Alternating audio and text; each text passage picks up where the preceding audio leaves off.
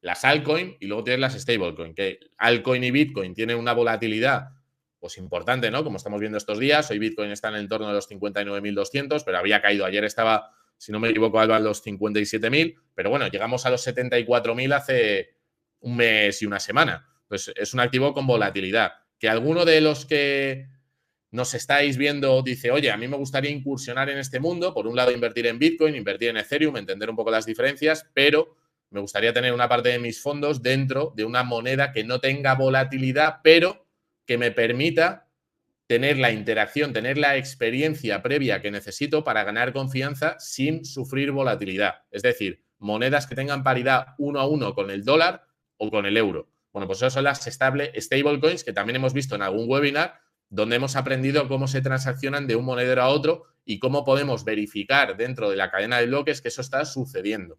¿Vale? Hecho esta intro, y antes de entrar con Bitcoin y Ethereum, voy a entrar más en Ethereum hoy. Aquí tenemos un mercado total de los activos a nivel mundial. Y lo que os quiero transmitir con esto es que veamos la dimensión, lo diminuto que es Bitcoin y el ecosistema de las criptomonedas. Para que os hagáis una idea, primera diferencia entre Bitcoin y Ethereum es Bitcoin tiene un market cap más o menos de 1.1 billones, 1.1 trillones en inglés, que veis el cubito arriba a la izquierda. Bueno, Ethereum es un 16% del market cap del mercado, Bitcoin es un 52%, ¿vale? Entonces hablaríamos de que Ethereum está entre los 250 y 300.000 millones de dólares de capitalización, que es una tercera parte de lo que supone Bitcoin. Y el resto del mercado serían las altcoins, ¿no? El resto de criptomonedas.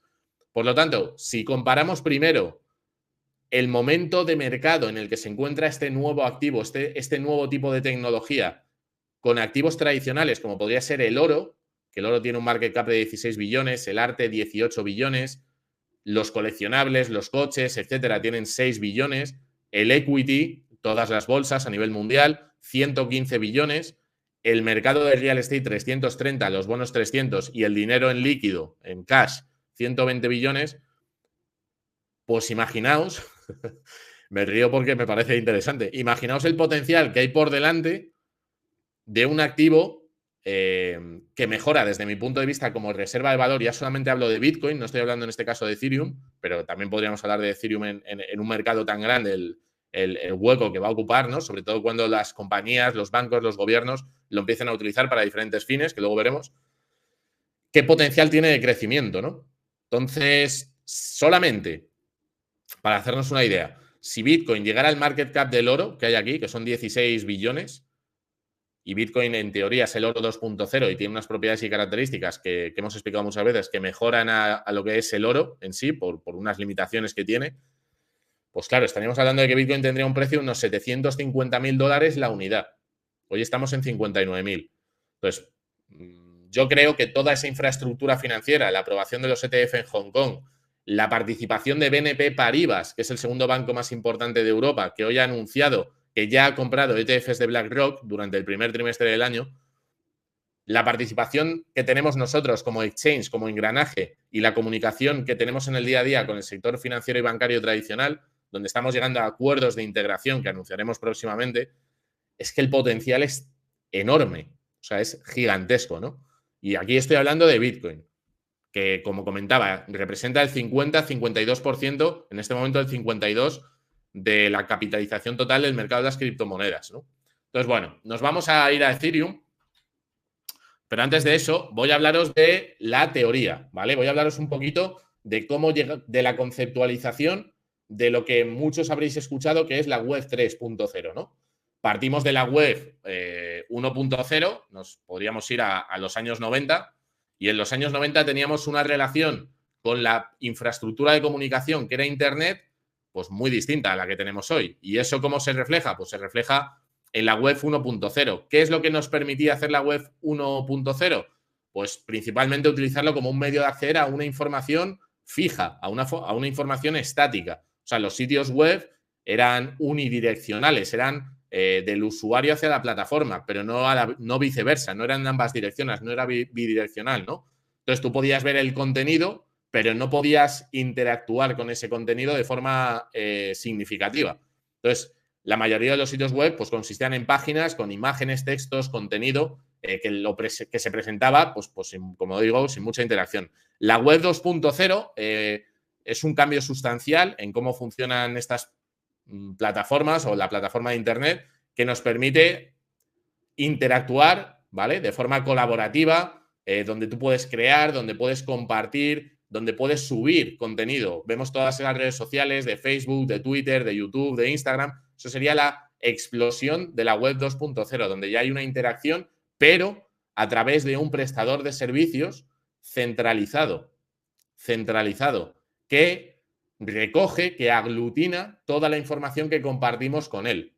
¿Vale? Entonces, Facebook, Twitter, Instagram, todas estas plataformas son propietarios de la información que nosotros compartimos, de nuestra vida, de las stories, de los tweets, de los vídeos, de lo que sea. ¿Vale? ¿Qué es lo que promete la web 3 o cuál es el objetivo de la web 3? Descentralizar la posesión de esa información y hacer mucho menos censurable el contenido y más controlable por parte del usuario. Es decir, que la información que tú quieras compartir solamente llegue a las personas que tú decidas y que sea a través de plataformas descentralizadas donde la empresa centralizada tradicional como Facebook, Twitter e Instagram no pueda ser ni propietaria ni pueda censurar esa información o vendérsela a un tercero.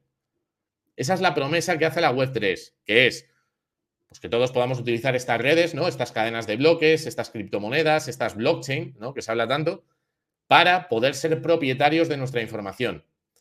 Claro, aquí los que me conozcan dirán, pero Javier, eso al final siempre has puesto la línea de separación entre Bitcoin y el resto de criptomonedas diciendo que Bitcoin es descentralizado y el resto de criptomonedas no lo son. Y sigo siendo de esa opinión. Yo sigo pensando que Bitcoin y su infraestructura hacen que la única red que permite que el usuario sea propietario absoluto de los activos que tiene ahí, sean del tipo que sean pues unos que acaban de salir que se llaman ordinals, otros que se llaman runas y una serie de cosas así un poco más avanzadas, es Bitcoin. Pero también soy consciente de que el uso de Ethereum y otras plataformas, otras redes, va a dar escalabilidad y va a dar oportunidades a empresas de la web 2 a hacer infraestructuras menos censurables, o por lo menos que tengan un aspecto menos censurable a la vista del usuario, ¿no? A mí no, os lo digo como lo siento, a mí no me termina de convencer la idea, porque ya digo, creo que si no es Bitcoin, va a haber la posibilidad de que esas empresas sigan siendo propietarias de una forma o de otra a través de estas redes con puertas traseras. Pero hay algunos defensores dentro del ecosistema que dicen que no, dicen que Ethereum va a facilitar que la gente sea propietaria de todos los activos que están dentro de esa red y toda la interacción que tengas con otros usuarios también se hagan peer-to-peer, persona a persona, de forma directa, ¿no? Con otros usuarios. Y esto es un debate muy profundo dentro del ecosistema. Entonces, yo ya os digo que estoy posicionado en el lado de Bitcoin. Por eso mi charla sobre Ethereum, pues de alguna forma puede estar sesgada. Sesgada por mi visión, pero quiero compartiros lo que yo entiendo, ¿no? Entonces, bueno, estos serían los tres pasos que hemos dado con la web.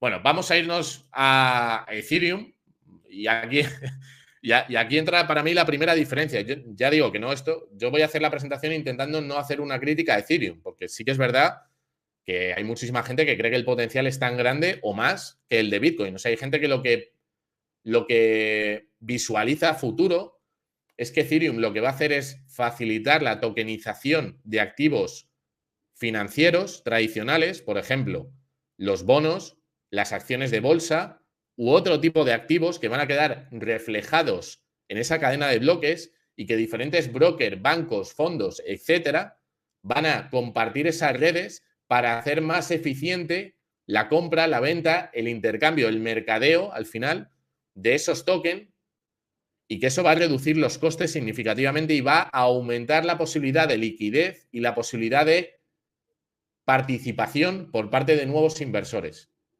a grosso modo.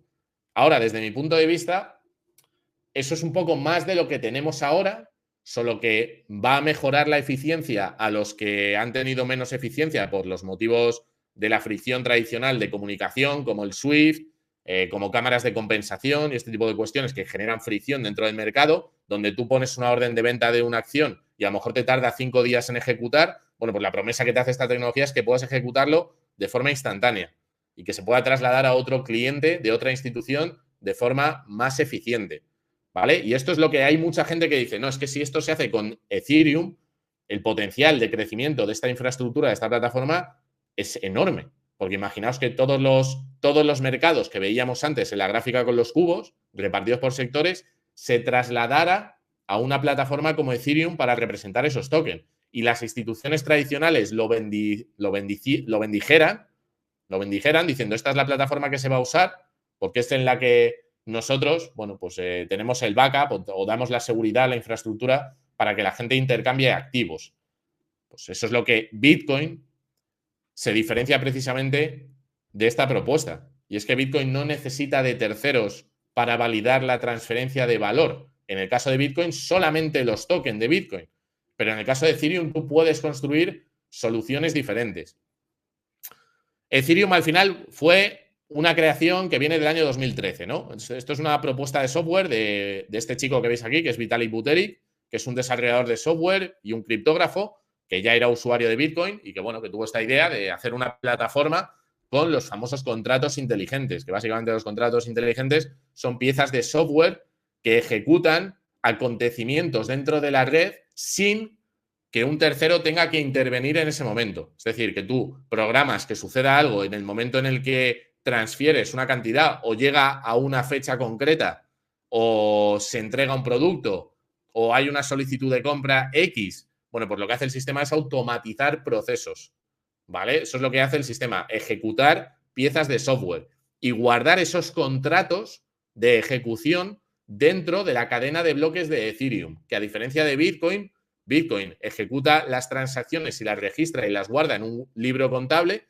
Ethereum guarda esos contratos y esas transacciones y por utilizar su red, al igual que pasa con Bitcoin, ahí tienen similitudes, tienes que pagar, ¿vale? Y pagas en un token que es el gas de Ethereum, que sería como el token en Bitcoin, donde tú tienes que pagar una serie de satoshis por transferir. Pues en Ethereum tienes que pagar gas o ETH, que es la moneda de Ethereum, por generar un contrato, generar una automatización, por hacer un intercambio en un ecosistema, por ejemplo, de finanzas descentralizadas, donde tú te metes en una plataforma y haces un préstamo y tú firmas un contrato digital directamente en tu monedero, ¿vale?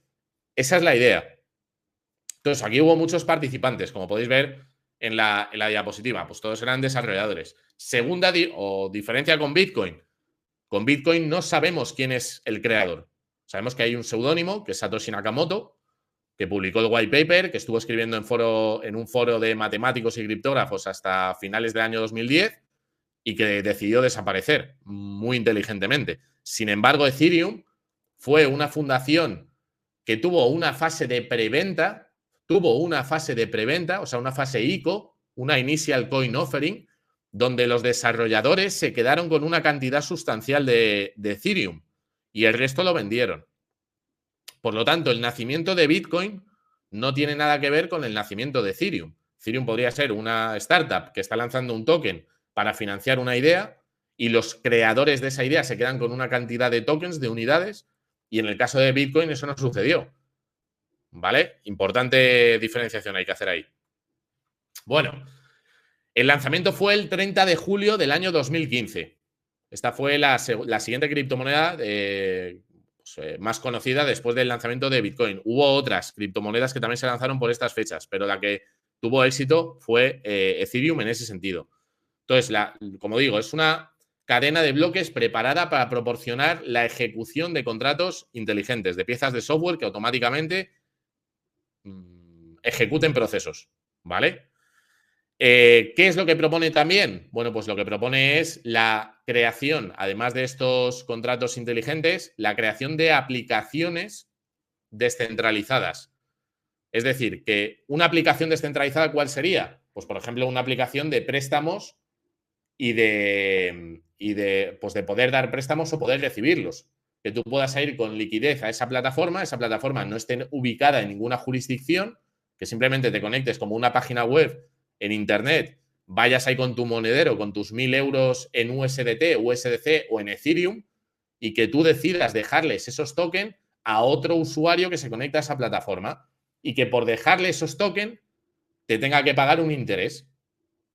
¿Vale? ¿Qué haces aquí? Pues en principio lo que estás haciendo es eliminar al intermediario financiero tradicional, que tú puedas tanto recibir como entregar préstamos a otras personas que no conoces absolutamente de nada y ni ellas te conocen a ti. Y que la cadena de bloques sea la garantía, sea el seguro de que lo que tú dices que tienes, realmente lo tienes. Por lo que hemos visto en varios vídeos anteriores, ¿no? Que puedes auditar. Entonces, bueno, esa sería un poco el origen y el propósito. Desde mi punto de vista, bueno, se hablaría de pues eso, los objetivos de lo que estamos hablando, ¿no?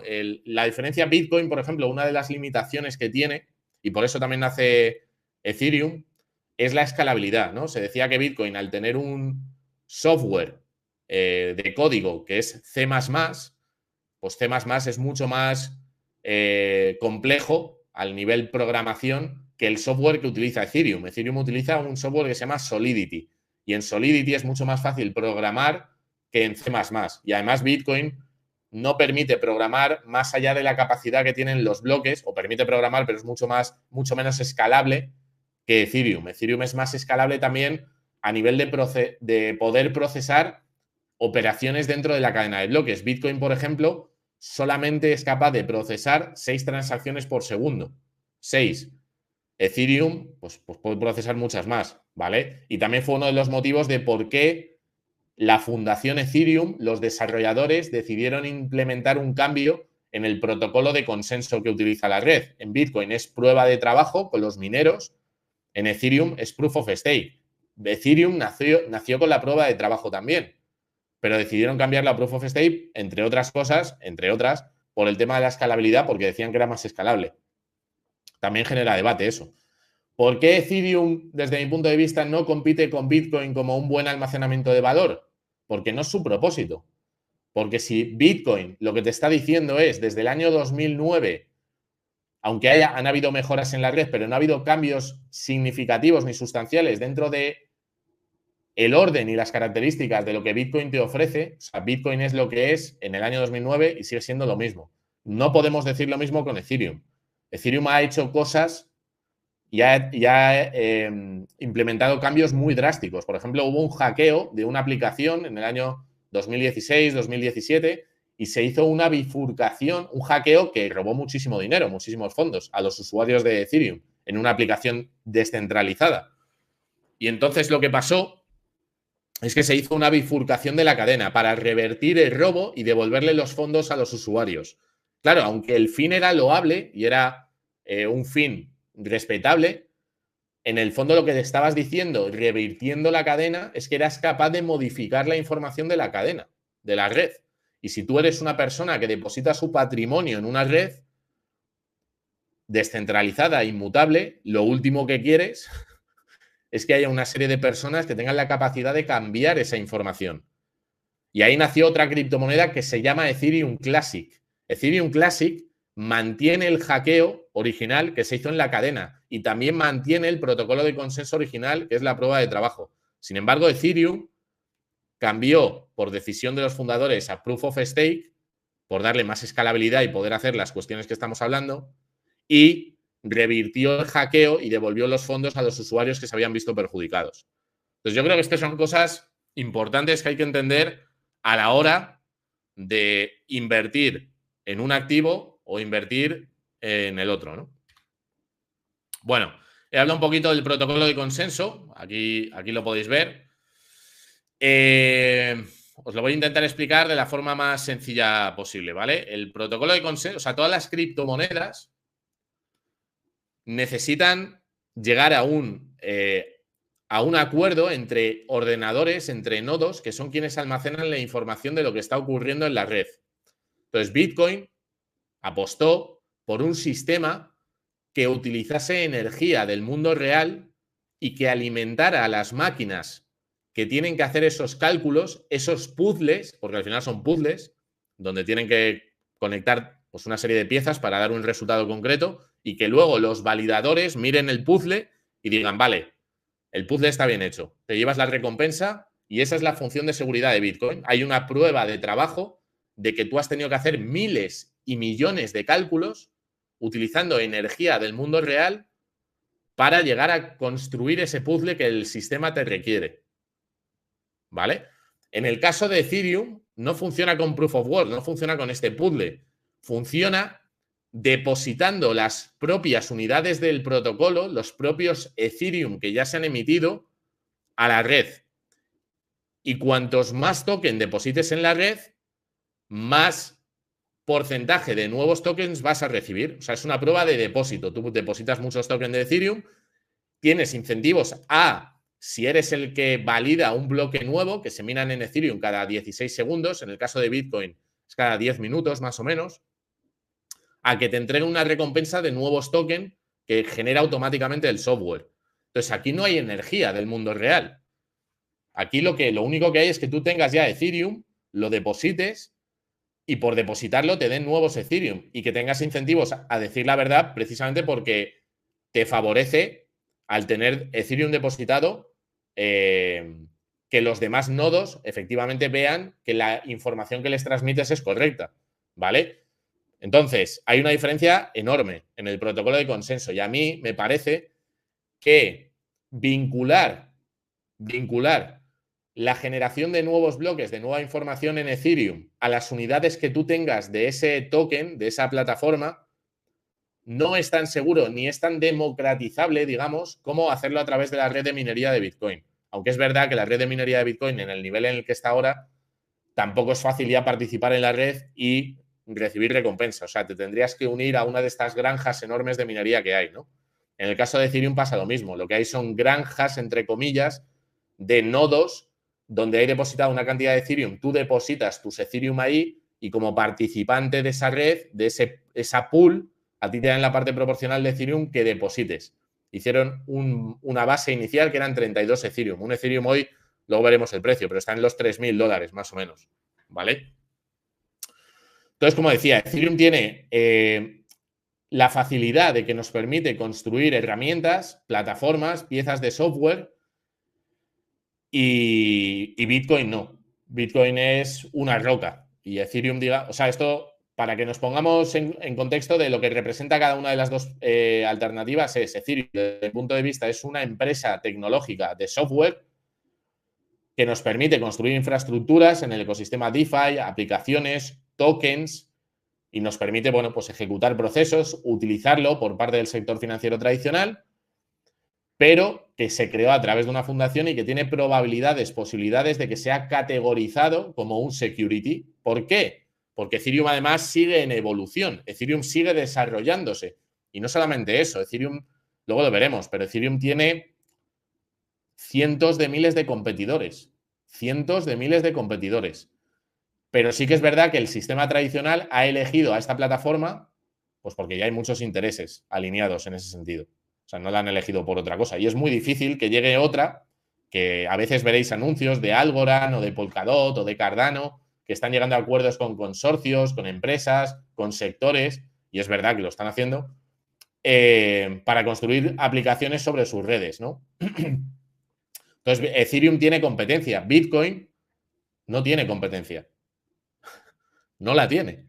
Objetivamente, es un activo histórico, ¿no? En ese sentido. Entonces, bueno, pues son diferencias que hay que considerar también. He hablado ya un poquito de la distribución inicial y la emisión de los tokens que se entregó a los participantes de la red. Os voy a dar algún dato concreto también en ese sentido. Bueno, pues sí, nada, se hizo la ICO, la emisión se realizó a través de minería en ese momento, evidentemente, y bueno, pues los nuevos Ethereum que se emiten a la red pues se hacen de forma gradual. Tampoco, la diferencia con la emisión también es que Bitcoin va a haber 21 millones de unidades que se dividen en esos 8 decimales, ¿vale? Y Ethereum hay 18 millones de unidades al año, 18 millones de unidades anuales. ¿Vale? Entonces, bueno, pues también es una diferencia en cuanto a la inflación del activo entre uno y otro. Bien. Voy a pasar diapositiva. Bueno, he hablado un poquito de lo que podemos construir, ¿no? Habréis escuchado también el término NFT.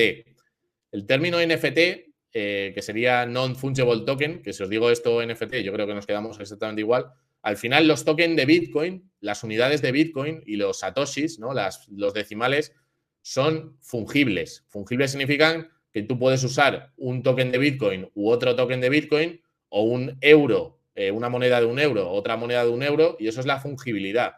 Es la no diferenciación entre diferentes tokens que representan a una misma cosa. En el caso de Bitcoin, pues serían unidades monetarias. En el caso del euro, pues lo mismo, unidades monetarias del euro. En el caso de los tokens no fungibles, serían registros en la cadena de bloques únicos que representan a otra cosa. Por ejemplo, a una imagen que hemos visto en el ciclo anterior, en los NFTs de la creación de colecciones, de monos, de videojuegos, de imágenes, etcétera, que la gente pagaba auténticas burradas. ¿Por qué pagaban auténticas burradas? Porque en teoría el token no fungible, no reproducible, queda registrado en la cadena de bloques como una marca temporal y podemos saber que esa creación que se hizo en ese momento, ese vínculo del token que tú tienes en tu monedero y a lo que representa, ¿vale? Fue una creación en un momento puntual que hizo una empresa, que hizo una persona, pues que un jugador famoso de fútbol, o un cantante, o un político, ¿no? O incluso una colección de Trump que sacó su propia emisión de NFTs. ¿Eso yo creo que va a tener un fin económico y social? Yo creo que sí, pero no de la forma que hemos visto en los ciclos anteriores. O sea, yo creo que va a haber un ecosistema donde va a haber coleccionables digitales, que se va a utilizar redes como Ethereum para este fin, aunque ahí podríamos poner una diferencia con Bitcoin, pero en Bitcoin ya ha salido un sistema de creación de este tipo de tokens o de este tipo de creaciones de NFTs, que serían los ordinals. Ordinals serían que son los BRC20 en Bitcoin. Eso sería el equivalente en Ethereum de los ERC20, ¿vale? Serían tokens, homólogos, ¿no? Y dentro de ellos están los NFTs, que serían tokens de registro único dentro de la cadena que tú puedes verificar y puedes validar. ¿Problemas que hay ahí? Pues sí hay problemas. ¿Por qué? Porque a pesar de que tú puedes hacer un registro en la cadena de bloques y conectarlo con un vínculo o lo que se llama un hipervínculo a un archivo, un JPG o otro tipo de archivo de música o de lo que sea, pues eso sí que es susceptible de que cambie o sea hackeado. Por lo tanto, todavía no es suficientemente seguro. Entonces, lo que tú estás pagando es un registro en una cadena de bloques en un momento concreto y la gente ha pagado auténticas millonadas. También se ha utilizado, evidentemente, para pues el tema fiscal. ¿Por qué? Porque lo que han hecho participantes de la red es utilizar la cadena de Ethereum para crear un NFT, ponerle un precio muy alto, hacer una transferencia con sus fondos, comprarlo y luego venderlo por otro NFT mucho más barato. Y lo que reflejan es una pérdida, ¿no? O venderlo por mucho menos dinero. Entonces lo que refleja es una pérdida y eso lo que han hecho pues es un poco el juego fiscal para ahorrar impuestos. Entonces, claro, eso tampoco a los reguladores les ha gustado nada. Y por otro lado, claro, todo esto no está supervisado ni regulado. O sea, he hablado al principio de los exchanges que están dentro de la ley MiCA, que entra en vigor el 1 de enero del 2025, pero todo este ecosistema de DeFi, NFTs, no entra dentro de MiCA. Ni siquiera lo han tocado. Entonces, las diferencias, pero yo quiero ir a las diferencias. Las diferencias que tenemos que considerar es, vale, tenemos a Bitcoin que acaban de aprobar los ETF en Estados Unidos, que el activo es un commodity digital, que nadie ha cambiado nunca.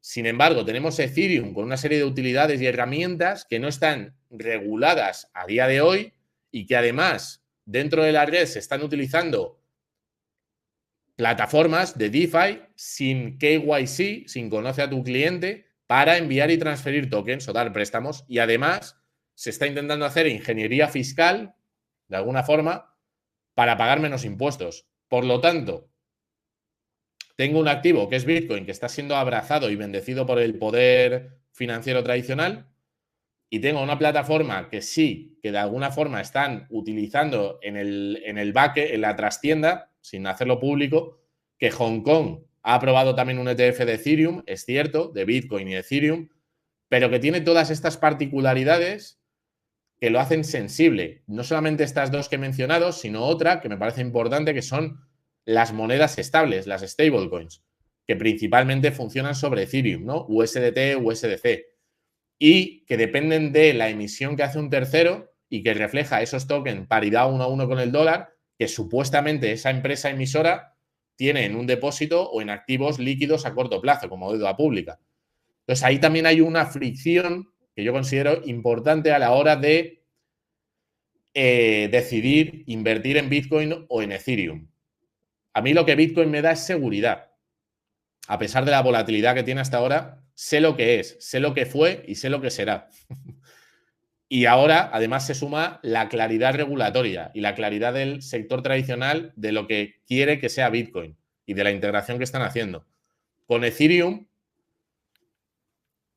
pues es que hay muchos ángulos de duda. Está la competencia. Bueno, voy a pasar a las gráficas, Alba, porque si no me enrollo aquí, me pongo a filosofar. Eso te iba a Bueno, decir, que si puedes ir un poco ya resumiendo, porque sí tenemos algunas cositas que comentar, como lo de la lista Forbes de criptomonedas malditas, en la que sale Ethereum Classic, que salió hace unos vale. días. No sé si quieres comentar ese artículo que ha salido hoy de un El del experto. Confidencial, ¿no? Me parece muy interesante. Bueno, voy a terminar Alguna con duda, esta. Sí, y alguna si te duda tenemos, parece, ¿vale? voy a terminar con estas dos gráficas porque yo creo que el precio también nos interesa a todos de oye, qué ha pasado con Ethereum. Ethereum empezó cotizando literalmente a céntimos de dólar, como Bitcoin, ¿vale? En el año 2015. Lo tenemos en 2.900 dólares. O sea, oportunidad de crecimiento, teniendo en cuenta el market cap que comentaba antes, que son 300.000 millones de dólares, y de todo lo que potencialmente se puede hacer con esta plataforma, pues es muy interesante. Es muy interesante. O sea, yo personalmente no apuesto, o sea, yo no tengo Ethereum, pero porque creo que Bitcoin es mucho más interesante en el momento en el que estamos por todos los webinars que hemos hecho. Pero entiendo a mucha gente que tenga, si tienes, pues yo qué sé, un 5% de tu portfolio en Bitcoin o en criptomonedas, que digas, vale, pues de ese 5% tengo el 80% en Bitcoin, el 10% en Ethereum y el otro 10% en altcoins. Por ahí, pues lo entiendo. Me parece que puede tener con un perfil de riesgo alto, me parece que puede tener sentido. Y que la potencial revalorización que pueden tener estos activos es gigantesca. Gigantesca. Gigantesca. De la noche a la mañana, además, porque desarrollen una aplicación o porque haya claridad regulatoria, etcétera, etcétera, ¿no? Pero claro, aquí está la otra gráfica. La he puesto contra el dólar, la pongo contra Bitcoin. Y contra Bitcoin el comportamiento que vemos aquí, pues es claro, tuvo un máximo en el año 2017, que fue el boom de las ICOs, las Initial Coin Offering, que todo el mundo se puso a lanzar su propio token dentro de la plataforma de Ethereum. Y desde entonces, contra Bitcoin, pues lo que vemos es que tiene una tendencia difícilmente reversible, ¿no? Que puede tener algún spike y que puede tener algún momento de profit contra Bitcoin, pues claro que sí, no digo que no. Pero en el largo plazo, esto ya son 7 años y aquí hay una tendencia. Entonces, Alba, a mí me gusta ver, o sea, quería terminar con esta gráfica, ¿no? Porque a pesar de que Ethereum es una idea que yo creo que es interesante y que tiene muchas funcionalidades con potencial, no digo que no, no digo que no, creo que los riesgos y creo que la solidez que nos ofrece Bitcoin es que no es comparable. Entonces, que si tú decides incursionar en este mundo de las criptomonedas e invertir, pues joder, sabiendo la incertidumbre, sabiendo la dificultad que tiene todo esto, pues yo me iría a lo más robusto. Y lo más robusto, yo he puesto la gráfica de Ethereum contra Bitcoin, pero si ponéis la gráfica de cualquier criptomoneda, cualquiera, contra Bitcoin, en los últimos 5 años, es lo mismo. Es lo mismo o mucho más acusado, ¿no? Que con Ethereum. Os quiero decir que hay momentos de especulación y hay momentos en los que las altcoins pueden subir más que Bitcoin. Sí, pero que eso sucede dentro de un rango de 4 años, te puede suceder en 2 semanas. Entonces, imagínate estar teniendo que holdear un activo durante 4 años, esperando esas 2 semanas y suponiendo que vaya a superar a la revalorización que tiene Bitcoin, ¿no? Entonces, bueno, yo como conclusión con este tema, Alba, diría eso, que Bitcoin es una roca digital, que hemos hablado muchas veces sobre ello, que yo creo que es el ganador y que lo estamos viendo por la adopción que está viendo institucional, que Ethereum es una idea súper interesante, con un potencial de adopción muy potente, pero con una serie de riesgos de competidores, regulatorios, tecnológicos, etcétera, etcétera, etcétera, que te tienen que hacer, bueno, pues ir con precaución, ¿no? Así es, tú lo has comentado. Son diferencias muy claves, sobre todo para mí una de las que son más claves es que hay una persona física a la que poder ir a secuestrar, atacar, se te puede caer el proyecto y muchísimas criptomonedas quieren hacer el Cordicide famoso, el matar al coordinador, y es un proceso en el que creo que Ethereum también está. Claro, es que el problema de Ethereum, aunque lo puedan retomar otros desarrolladores y programadores, es que tiene mucho peso los fundadores, ¿no? Y la fundación. Entonces, si desaparecieran por el motivo que fuera, pues el proyecto podría morir, podría desaparecer porque hubiese otros que compiten ofreciendo las mismas herramientas que ofrece Ethereum, pero de forma más eficiente o más rápida o más escalable o lo que quieras.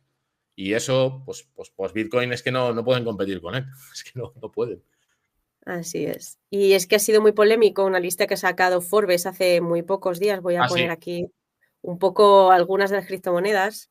La tengo aquí, si queréis, a todos los que estáis viendo, en nuestros perfiles de Twitter podemos subir lo que es la lista original, que la tengo por aquí, en la que Forbes dice literalmente, good for nothing blockchains, buenas para nada. 20 criptomonedas que tienen más de 100 billones, que serían millones de market cap, a pesar del hecho de que no han demostrado nada y no tienen otro propósito aparte del ser, pues es unas criptomonedas para especular y hacer trading. Y es que están metidas y quiero que nos comentes un poco si te sorprende alguna, porque tú también tienes un pasado operando con altcoins, que también has tenido altcoins, también te has informado de muchos proyectos y tenemos a Ripple, la primera, es la primera, se está dando de toda la vida contra la SEC. Tenemos a Cardano, tenemos a Litecoin, tenemos al Ethereum Classic, que has comentado. A ver, yo Stellar, fíjate, que ya digo que esto es opinión, Alba, pero creo que en 10 años. que acaba de sacar también un ecosistema ahora mismo. Sí, no, si sacan ecosistemas y herramientas y plataformas y tal. Yo creo que va a haber oportunidades de inversión en el medio plazo con las altcoins. Sí. Creo que es un mercado de altísimo riesgo. También lo creo. Y creo que el problema que van a tener las altcoins es que el 99% literalmente se van a ir a cero. Porque no es normal que haya meme coins en el top 10 de criptomonedas, por ejemplo, la de Dogecoin, ¿no? La famosa Dogecoin, la de moneda Elon del Musk, perrito, que tenga una capitalización, pues os lo voy a decir. Dogecoin no sé si está en esta lista. Sí, bueno, pues si no está, te la incluimos. No está Tiene un Bitcoin market Cash. cap de 1.700 millones de dólares. Claro, es que no es normal que un meme coin tenga una capitalización de 1.700 millones de dólares pero es pura especulación. O sea, es Y la pura. de Pepe comentan también en el chat. Claro, Sí. yo Bitcoin, por ejemplo, no lo veo especulación porque entiendo la propuesta de valor del activo. Y para mí, yo no especulo en Bitcoin. Yo lo que hago es ahorrar en Bitcoin, porque sé que lo que propone es un medio de ahorro alternativo al sistema financiero tradicional. El resto de criptomonedas no te ofrecen algo concreto, desde mi punto de vista, menos las stablecoins, que sería una paridad 1 a 1 con el dólar o el euro y que te permite hacer transacciones y no depender a lo mejor de un banco, sino de una empresa emisora de esos tokens, ¿no? Pues ahí, oye, cada uno que decida lo que más le convenga. Pero todas estas monedas que tú has dicho, Alba, yo creo que se van a acabar yendo a cero. A cero. Porque, por ejemplo, Muchas lanzan un XRP. paper y les han dado muchísima publicidad. Bueno, También pues. las propias monedas de los brokers. Aquí también vosotros tenéis vuestra. Sí, pero bueno, mira, hay moneda. diferentes tipos de monedas. Token. Y nosotros tenemos un token de la plataforma que se llama B2M, ¿vale? B2M, yo no sé, nosotros estamos trabajando todo lo posible para darle un futuro de utilidades al token. ¿Qué significa eso? Pues que si tú eres usuario de Bit2Me y entras a la plataforma y compras tokens de B2M, que tengas una serie de ventajas por utilizar la tarjeta, Bit2Me Pro, el wallet, una serie de descuentos. Pero es como un cupón de fidelización, ¿vale? Pero no se sale de ahí. Si Bit2Me tiene muchos usuarios y hay mucha demanda de compra de cupones de fidelización y hay cupones limitados, pues el precio subirá. ¿Que no sube porque no tiene demanda? Pues el precio estará abajo, ¿vale? Es una utilidad concreta. ¿Que alguien lo utiliza con carácter especulativo? Pues tiene que tener mucho cuidado. Pero no con el token de Bit2Me. Con el token de Bit2Me, con el de Binance y con el de todos los exchanges, Exacto. porque están basados un poco en esa idea, en utilizar a usuarios. En el caso de Binance, con BNB tienen una plataforma DeFi, entre comillas DeFi, porque no lo es, porque es una plataforma centralizada con muy poquitos nodos, pero que hay muchos usuarios que compran tokens, los venden, los intercambian, los depositan, con la Claro. expectativa de que les den. Pero mi valoración ahí es que se van a cero, muchos. No digo el de BNB, digo en general el 99% de los tokens, que van a ir a un valor residual y que las plataformas como Ethereum, pues puede que haya alguna que triunfe porque el mundo tradicional lo quiera adoptar como infraestructura para sus soluciones, sus productos financieros o lo que sea. Pues sí, no te digo que no. No te digo no. Pero estás apostando porque sea XRP, o sea Ethereum, o sea Cardano, o sea tal. Y con Bitcoin no estás apostando. Con Bitcoin vas sobre seguro, sobre lo que es. Es como comprar oro. Tú compras oro y sabes que el oro va a ser oro hoy y dentro de 1000 años o de 50 años. Pero no vas a comprar algo y de repente pues que el fundador desaparezca y el proyecto se muera. Pues es que eso es lo que puede pasar con los tokens de criptomonedas, ¿no? Exacto. Nos preguntan también si podrías explicar, no sé si lo conoces el dato, el consumo energético, kilovatios hora y coste medio en euros por transacción en ambas criptos, en Ethereum y en Bitcoin. Bueno, es que medir el Pero, coste, es que medir en kilovatios el coste que tiene por transacción Bitcoin, yo creo que es como decir que si podemos calcular el coste que tiene la transacción del dólar, teniendo en cuenta que el dólar está respaldado por un sistema financiero que existen cientos de miles de bancos en el mundo con miles de trabajadores que utilizan aire acondicionado, cajeros, coches para transportarse y que además financia el sistema militar e industrial, ¿no? El ejército de Estados Unidos con los dólares. Entonces, es decir, oye, ¿cuánto me cuesta transferir teniendo en cuenta todo esto? Pues muchísimo, ¿no? Pero, dicho esto, en el caso de Bitcoin sí que consume energía.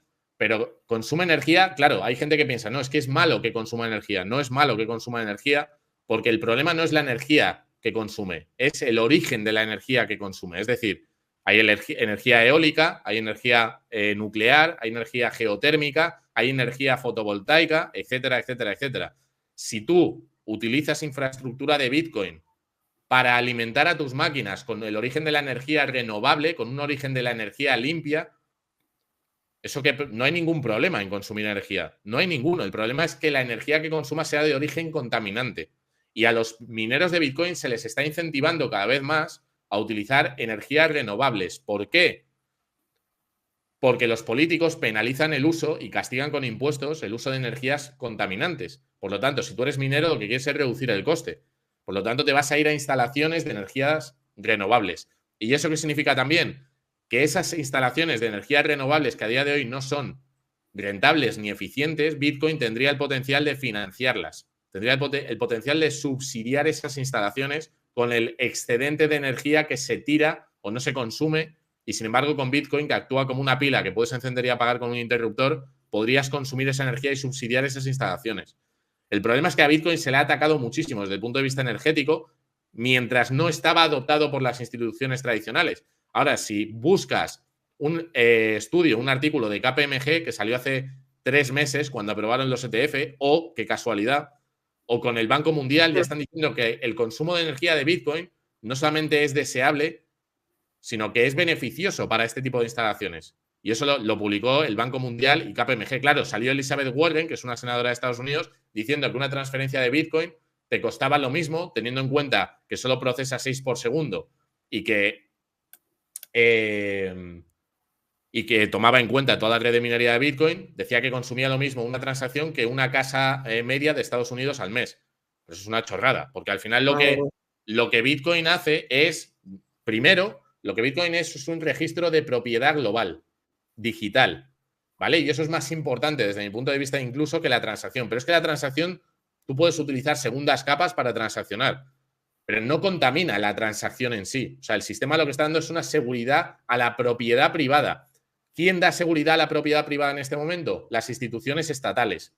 ¿Cuánta energía consumen las instituciones estatales? El ejército, la policía, el control de fronteras, el sistema financiero. ¿Cuánta energía consume eso de forma ineficiente? Montañas. Bitcoin daría un servicio de registro de propiedad privada consumiendo lo mismo que solamente un país del mundo. Entonces, claro, buen dato. Por eso digo que no podemos medir el consumo de energía de Bitcoin desde un punto de vista simplificado, diciendo, oye, ¿cuánta energía consume la red de Bitcoin y cuántas transacciones puede procesar por segundo? Porque es que no tiene sentido. No tiene sentido. Nos pregunta si crees que con la ley MiCA pueden vetar las stablecoins en la Unión Europea. Te dan las gracias por la explicación también. Gracias a ti, David. Perdona que yo soy súper vehemente y me emociono con estas cosas, pero me gusta explicarlo de forma directa para que la gente pues entienda los ataques que ha sufrido Bitcoin, la diferencia que ha habido entre el antes y el después de la adopción y el papel de los políticos, que son unos personajes pues, que están ahí para poner problemas, no soluciones. Y el tema de las stablecoins en Europa, pues el problema de Veto Europa... de las stablecoins con la ley MiCA. Pues a ver, hay No dudas. sé si para favorecer las CBDCs o qué. Claro, a ver, en principio lo que van a hacer es obligar a las empresas que tengan stablecoins que circulen a través de plataformas de intermediación centralizadas como Bit2Me, ¿vale? Si tú quieres comprar USDT o USDC en Bit2Me o en un exchange que opere en Europa, van a tener que tener un registro aquí en Europa. Por ejemplo, la empresa emisora de USDC es Circle y Circle ya está registrada aquí en Europa. Entonces yo creo que van a poner unos requisitos muy, muy exigentes a estas empresas de auditorías, de segregación de fondos, de gobernanza, etcétera, etcétera, para poder realizar esta operativa, para poder comercializar, digamos, distribuir estos tokens que compiten literalmente con los depósitos bancarios o con las monedas digitales de banca central que comentaba Salva. Tal cual. Pero no creo que se lo carguen porque es que sería un tiro en el pie. Sería de tal estupidez si lo hiciesen. No, se están pensando mucho cualquier posicionamiento y ya tienen propias peleas internas en la propia SEC, tienen ya sus historias. Yo espero que Con no lo de la aprueben, validar pero vamos. Ethereum están ahí muy liados. Claro. Y bueno. Luego tenemos este artículo que me has compartido antes, que me parece muy interesante. He puesto justo las dos razones de por qué Juan Gómez dice que no va a comprar Bitcoin, ¿no? Bueno, Juan Gómez Bada, te interrumpo un segundito, lleva muchísimos años, creo que 15, como gestor de carteras. Fue quien dio la voz de alarma con Grifols antes de que bueno, luego lo tirasen porque salió un fondo diciendo que la valoración de mercado, bla, bla, bla, y lleva uno de los fondos de 5 estrellas Morningstar. O sea, que es una eminencia. Ahora bien, Javier nos va a contar que no está muy de acuerdo con este artículo que ha salido hoy y que es un poco alarmista con respecto a Bitcoin, ¿verdad? Y mezcla un poco muchas cosas. Él pone dos motivos. Dice, yo no voy a comprar Bitcoin ni otras criptodivisas. Me parece que haga bien esa distinción, eso de entrada, por todo lo que estamos hablando aquí. Y dice, motivos por los que él no va a comprar Bitcoin. Dice, el primero es el elevado componente especulativo de su valor. Y esto ya es teoría, y yo con todo el respeto a Juan y todo el cariño, ¿no? Al final el valor es algo subjetivo, absolutamente subjetivo. El valor que para ti puede tener Bitcoin no es el valor que tiene para mí. El valor que para ti puede tener tu casa no es el que puede tener para un potencial comprador, porque el valor es subjetivo, ¿vale? ¿Eso qué significa? Que si tú le has dedicado cientos de horas a estudiar Bitcoin, para ti el valor de Bitcoin probablemente sea más alto que para alguien que no le ha dedicado mucho tiempo a estudiar Bitcoin, igual que un fondo ETF o una empresa o una acción o un bono o lo que sea. Entonces, el valor, si estamos de acuerdo en que el valor es subjetivo de cada uno, totalmente de acuerdo con Juan, que dice el elevado componente especulativo. Para él es especulativo, porque su valoración, su valor de Bitcoin es que es un activo especulativo, ¿vale? Dice que depende exclusivamente de la demanda futura. Yo creo que eso pasa con Bitcoin y con todos los activos que existen. Que su precio depende de la demanda futura. Si no tienen demanda, el precio va a caer. Mi posición es que el precio de Bitcoin va a subir porque creo que su demanda y su entendimiento va a crecer, ¿vale? Dice, para quien quiera apostar a que se va a revalorizar tiene sentido, como quien apuesta a aumentar más la demanda que la oferta de oro, petróleo, cobre o cualquier materia prima. Perfecto. Está hablando de la escasez. Hay gente que vincula que el precio de Bitcoin va a crecer exclusivamente por su escasez, y yo creo que hay muchos más factores, pero la escasez, como con los otros commodities, es uno de ellos. Dice, no obstante, para los que no entendemos la inversión como una apuesta, mucha gente de la que está comprando Bitcoin ahora mismo no lo hace como una apuesta. Yo lo hago por convicción, porque entiendo la propuesta de valor y lo que el activo representa en el momento histórico en el que nos encontramos. Y por lo tanto, el dinero que yo tengo o los ahorros que yo decido tener en Bitcoin y no en euros, no es una apuesta, es una convicción. Pero bueno, habrá gente... Claro, es que mezclar la idea de apuesta o mirar la idea de especulación y rodearlo alrededor de Bitcoin, me parece que es una valoración subjetiva de Juan. Pero bueno, igual. Dice, sino como una herramienta para generar algo útil. Para mí, ¿qué ofrece Bitcoin que sea útil? Un activo predecible en su emisión monetaria, que yo puedo almacenar sin depender de terceros y cruzar literalmente fronteras con todo mi patrimonio sin que nadie lo sepa. Para mí eso es útil. Para Juan no es algo útil. Bienes y servicios a la comunidad, obtener un valor a cambio. El Bitcoin carece de sentido como activo de inversión, como he dicho. Pues yo le diría a Juan que no estoy de acuerdo con él, que le dedique un poco más de tiempo. Y el segundo punto dice, el segundo motivo es que no confío en la fiabilidad del sistema a pesar de que lleve varios lustros sobreviviendo a intentos de hackeo. Bitcoin no ha tenido una sola denegación de servicio en los últimos 13 años. ¿Qué significa eso? Que a pesar de que no tiene un CEO, no tiene un equipo, no tiene una empresa, no tiene un estado detrás, la función que hace Bitcoin, que es poder enviar valor y recibirlo desde cualquier parte del mundo, ha funcionado 24 horas al día, 7 días a la semana, sin interrupción. Cosa que RedSys, por ejemplo, aquí en España, ha fallado en los últimos 2 meses 2 veces. ¿Vale? Y hackeo no ha tenido ni uno solo. ¿Por qué tiene miedo de que lo hackeen? No lo sé, porque no lo especifica.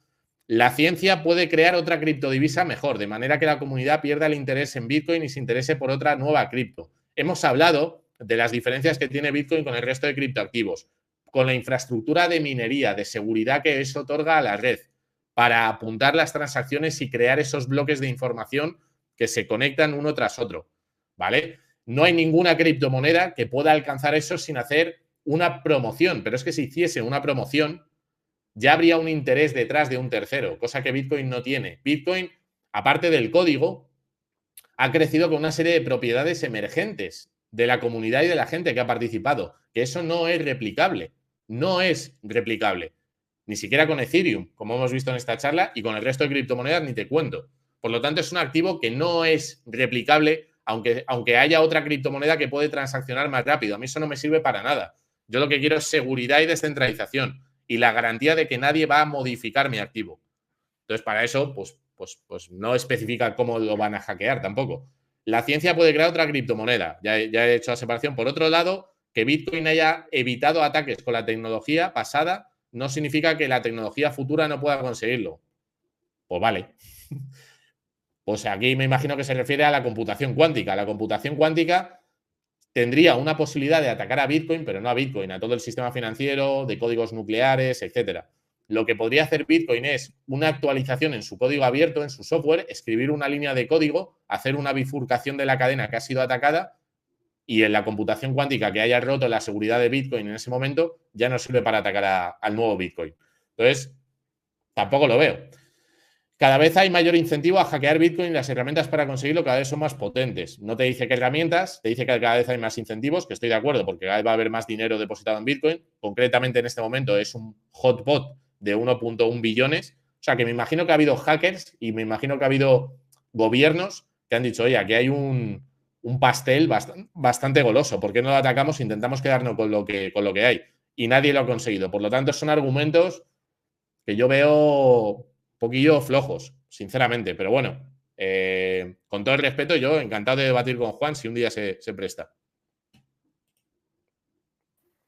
Pues eso vamos a dejarlo como broche final a tu ponencia, debido a, bueno, pues que ha tenido bastante repercusión este artículo. Muchos usuarios de Rankia, muchos inversores que están con Rankia conocen a Juan, porque, bueno, conocen su fondo, hemos estado aquí con él y, bueno, pues es un actor más de este panorama financiero que tenemos, muy respetado y ahí queda tu puntualización para Yo ahí comer. queda la invitación, Alba. Si un día quiere que conversemos, con mucho gusto, sobre estos dos puntos que ha puesto él y los que quiera, los preparamos y debatimos de por qué creo que no es un artículo acertado.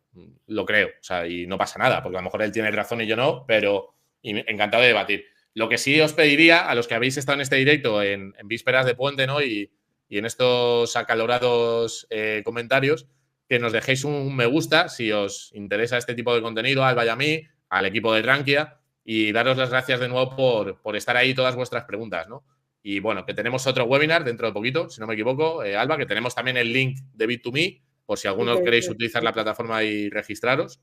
Sí, lo hemos sacado, lo vamos a sacar otra vez con este link que vais a ver ahora, pues recibiréis 15 euros por parte de Bit2Me al abriros una cuenta, nada más que abráis una cuenta con muy pequeño importe. Tendréis que teclearlo directamente en el navegador porque, bueno, por la pantalla de YouTube no se puede, sin embargo, luego abajo probablemente tengáis el link puesto. Así que con eso nos vamos a quedar, sí, Javier. Tenemos un par de webinars más en mayo todavía Muy bien. y otro en junio. Vamos a tratar blockchain, vamos a ver la ley MiCA. O sea que vamos a seguir dando seguimiento a Bitcoin y a todas las dudas y a todo lo que necesiten los inversores, usuarios de Rankia y tus seguidores. Pues nada, lo dicho, un placer. Por aquí nos veremos y que paséis un buen fin de semana.